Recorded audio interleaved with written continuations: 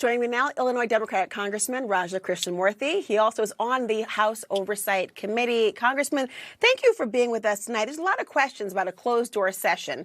We can't hear what's going on inside. We want to know what's happening. What were the takeaways from the testimony of Bill Barr? Well, I think that there weren't any huge revelations from today's testimony. It's about 4 hours of testimony. I think that, quite frankly, he didn't seem to have enough information with regard to the heart of the matter, and that's the prosecution of Jeffrey Epstein, or for that matter, exactly why or how Jeffrey Epstein was in a position where he committed suicide in the cell at the Metropolitan Correction Center.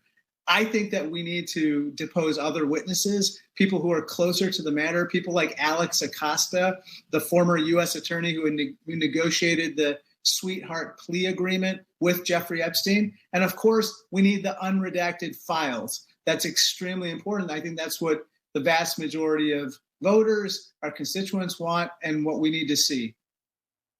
You know, Acosta is exactly right. I wonder why there hasn't been more effort there, because he is the former federal prosecutor who gave that sweetheart deal. And remember, Ghislaine Maxwell, she is using that deal that said that any, co-conspirators or others should not be prosecuted to include herself, trying to get the Supreme Court to see things her way.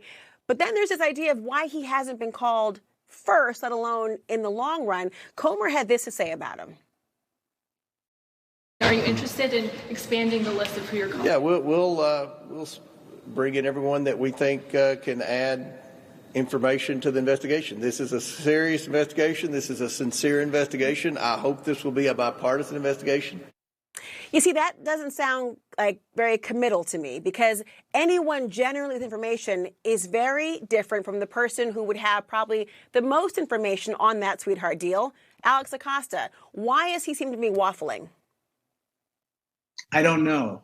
I'd like to know the answer to that, because Alex Acosta, perhaps more than anyone else, would also know what's in the files. And I think that might help explain why he hasn't been asked to come before us. I think that, quite frankly, if he did get deposed, if he did get interviewed, then we would actually ask him about the files and what's in those files. And again, I think that's one of those people that, quite frankly, the White House doesn't want us to interview or depose right now.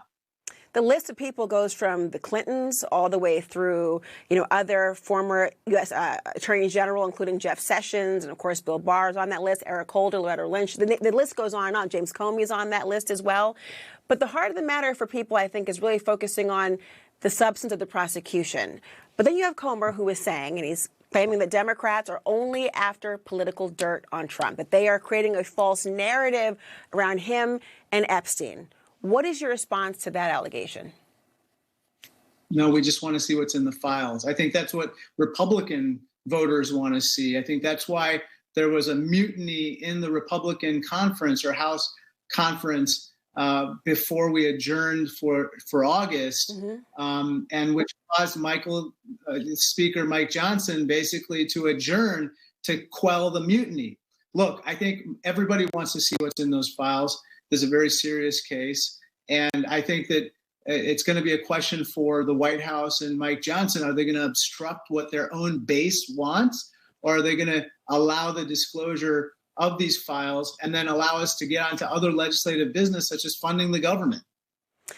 Tomorrow was the deadline. Now, for the average citizen, civilian, regular person, they have to meet a congressional subpoena deadline. It actually means something. But the DOJ is saying Friday is better for us. Comer says the DOJ is going to start handing them over on Friday.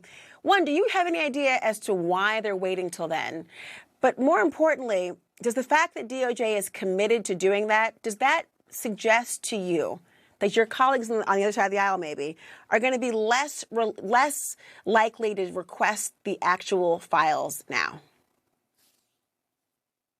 I'm not sure. It's a good question.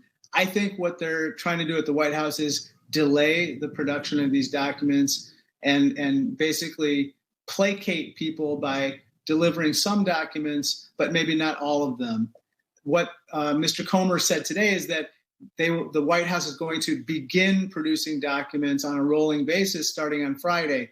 I just hope they don't slow walk the process so much that we really can't get at what the American people want, which is what's in those files. Now, there are large files. It's like tens of thousands of pages, 1 to 5 terabytes worth of data, which is a lot, but still that type of information is what people want more than anything else. They don't want to see the grand jury transcripts as much. They don't even want to necessarily see the transcript of the interview between Todd Blanche and Ghislaine Maxwell. They want to see the files. Congressman Raja Krishnamoorthi, thank you so much. Thank you so much. Still